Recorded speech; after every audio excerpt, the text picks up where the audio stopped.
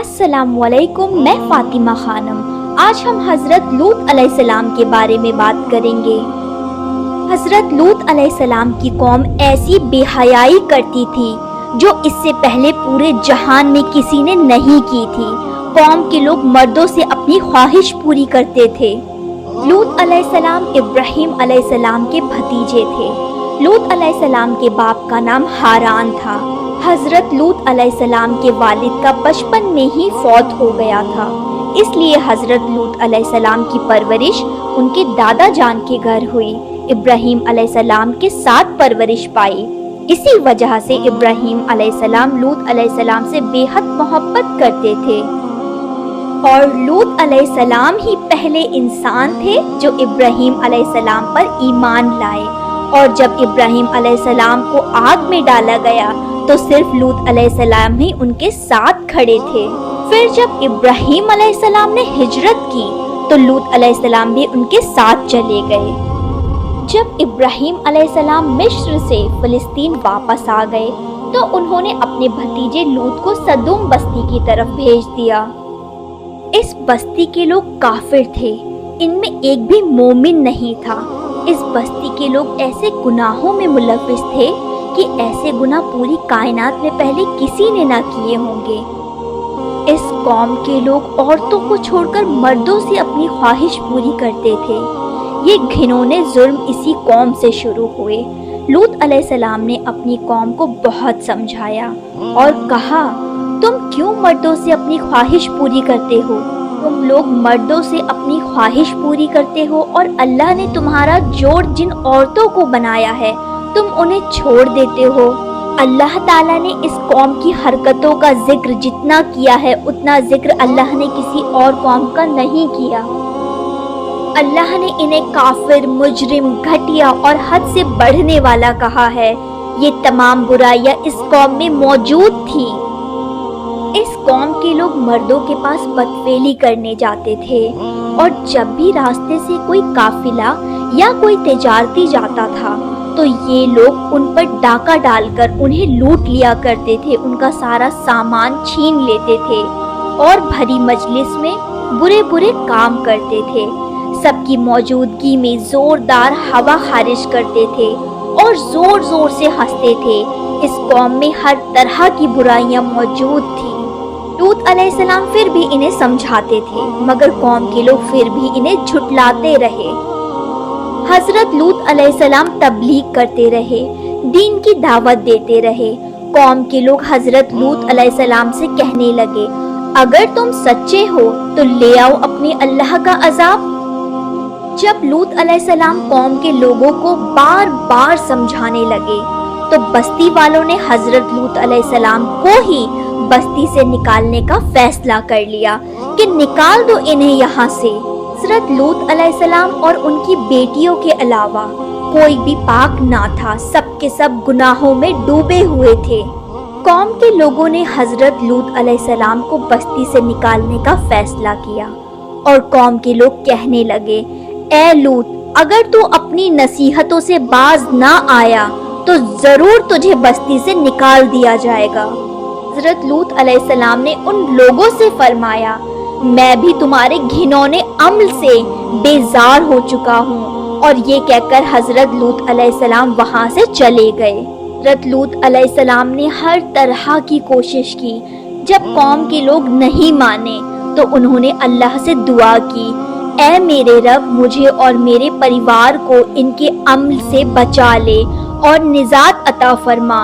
लूत अलैहिस्सलाम का खानदान वहाँ नहीं था, इसलिए वो घर पर ही बैठे रहे और अल्लाह से दुआ करते रहे और फरमाया, ऐ मेरे रब, इस फसादी कौम के खिलाफ मेरी मदद फरमा। अल्लाह ने हजरत लूत अलैहिस्सलाम की दुआ कबूल फरमाई। हजरत लूत अलैहिस्सलाम की मदद के लिए अल्लाह ताला ने इंसानी शक्ल में फरिश्ते भेजे। दोनों फरिश्ते बेहद खूबसूरत मर्द थे। फरिश्ते सबसे पहले इब्राहीम अलैहिस्सलाम के पास आए और उन्हें उनके बेटे इसहाक की खुशखबरी दी। फिर फरिश्तों ने सदूम बस्ती का सफर तय किया जहां हजरत लूत अलैहिस्सलाम थे। जब फरिश्ते वहां नौजवान मर्दों की शक्ल में पहुंचे اور اس وقت حضرت لوط علیہ السلام کی ایک بیٹی بستی سے باہر تھی۔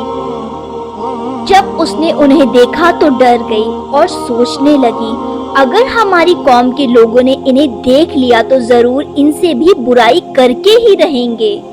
اسی لیے وہ اپنے والد حضرت لوط علیہ السلام کی طرف دوڑی اور ان کے پاس پہنچ کر کہنے لگی میں نے چند نوجوان لڑکوں کو بستی کی طرف آتے دیکھا ہے، میں یہ سوچ کر خوف زدہ ہوں۔ حضرت لوط علیہ السلام فوراً ان لوگوں کے پاس پہنچے اور پوچھا آپ کا یہاں کیسے آنا ہوا؟ انہوں نے فرمایا ہم آپ کے مہمان ہیں۔ لوط علیہ السلام چاہتے تھے انہیں باہر سے ہی دوسری طرف روانہ کر دے، مگر جب انہوں نے بتایا کہ وہ مہمان ہیں تو حضرت لوط علیہ السلام انہیں جانے کے لیے نہ کہہ سکے۔ حضرت لوط علیہ السلام نے ان نوجوان لڑکوں کو بستی والوں کے بارے میں بتایا، اللہ کی قسم زمین کی پشت پر اس سے گندی اور خبیث قوم ہم نے کبھی نہیں دیکھی۔ حضرت لوط علیہ السلام نے ان نوجوانوں کو یہ بات کئی بار بتائی تاکہ ان نوجوانوں کو حالات کا علم ہو جائے۔ لوط علیہ السلام انہیں گھر لے آئے اور گھر پر بٹھایا۔ لوط علیہ السلام کی بیوی کافر تھی۔ لوط علیہ السلام کا گھرانہ بہت نیک تھا سوائے ان کی بیوی کے۔ ان کی بیوی کبھی بدکاری نہیں کرتی تھی مگر لوگوں کو بتاتی رہتی تھی کہ فلاں جگہ پر فلاں خوبصورت مرد ہے، تم وہاں چلے جاؤ، تم یہاں چلے جاؤ۔ اس طرح سے وہ قوم کی بدفعلی میں مدد کرتی تھی۔ اس بار بھی ان کی بیوی نے ٹھیک ایسی ہی حرکت کی۔ وہ باہر گئی اور قوم کے لوگوں کو بتایا کہ لوط علیہ السلام کے گھر ایسے خوبصورت چہرے والے جوان آئے ہیں کہ زمین پر آج تک ان جیسے کہیں نظر ہی نہیں آئے۔ یہ خبر سنتے ہی بستی کے لوگ حضرت لوط علیہ السلام کے گھر کی طرف لپکے۔ جب قوم کے لوگ گھر کے سامنے پہنچ گئے تو لوط علیہ السلام انہیں روکنے کے لیے گھر سے باہر نکلے اور فرمایا اے میری قوم، تمہاری خواہش کے لیے میری بیٹیاں موجود ہیں، یعنی قوم کی عورتیں موجود ہیں۔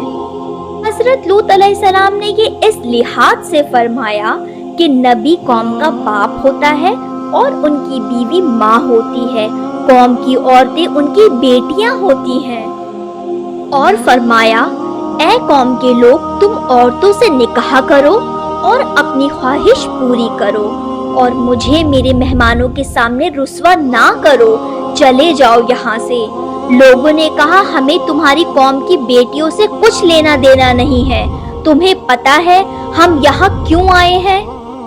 حضرت لوط علیہ السلام قوم کے لوگوں سے اتنا پریشان ہو گئے اور اللہ سے فرمایا کاش میرے پاس کوئی قوت ہوتی یا میں کسی مضبوط گھرانے میں ہوتا۔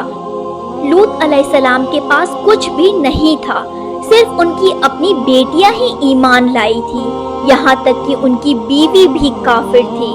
فرشتوں نے حضرت لوط علیہ السلام سے فرمایا اے لوط، تو ڈر مت، تو غم نہ کھا، ہم سوائے تیرے اور تیری بیٹیوں کے علاوہ تیری پوری قوم، تیری بیوی سمیت پوری قوم کو برباد کر دیں گے، ڈھہ دیں گے۔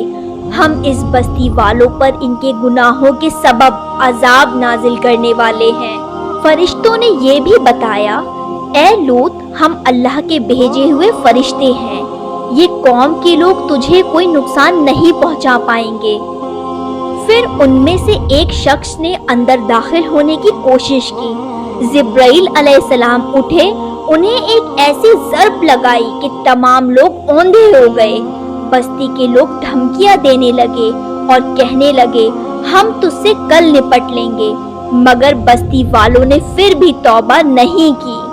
فرشتوں نے بتایا بستی والوں کے پاس صرف صبح تک کا وقت ہے، صبح ہوتے ہی ان پر اللہ کا عذاب نازل ہوگا۔ اور حضرت لوط علیہ السلام سے کہا کہ اپنے پریوار کو رات کے حصے میں لے کر نکل جاؤ۔ اور فرشتوں نے حضرت لوط علیہ السلام کو ایک نصیحت دی، اس بات کا خیال رہے کہ تم میں سے کوئی بھی پیچھے مڑ کر نہ دیکھے اور جہاں کا تمہیں حکم ملا ہے چلے جاؤ، صبح ہوتے ہی بستی والوں پر عذاب نازل کر دیا جائے گا۔ حضرت لوط علیہ السلام اپنی دونوں بیٹیوں کو لے کر نکل پڑے۔ صبح ہوئی، روشنی پھیلنے لگی تو عذاب آ گیا۔ یہ عذاب ایسا تھا کہ جبرائیل علیہ السلام آئے اور اپنا ایک پر زمین پر داخل کیا اور اس بستی کو اکھیڑ دیا اور آسمان کی طرف لے گئے۔ کہا جاتا ہے کہ فرشتوں نے اس بستی سے مرغوں کی آواز اور کتے کی بھونکنے کی آواز سنی۔ پھر جبرائیل علیہ السلام نے ایک چیخ ماری، سب کے سب بجھی ہوئی آگ کی طرح ہو گئے۔ پھر پوری بستی کو پکڑ کر الٹ دیا۔ ہر ایک کے لیے آسمان میں پتھر تیار تھے اور ان پر پتھروں کی بارش برسائی، اور اللہ کے عذاب نے اس برے علاقے کو تہس نہس کر دیا اور اس کے آثار اور نشانات قیامت تک کے لیے چھوڑ دیے۔ ان نشانات کو اس لیے چھوڑ دیا گیا ہے تاکہ قیامت تک لوگ عبرت حاصل کر سکیں۔ اللہ ہمیں تمام برائیوں سے بچائے، ہمیں شرک اور گناہ سے بچائے، ہمیں سننے سے زیادہ عمل کرنے کی توفیق عطا فرمائے۔ اللہ حافظ۔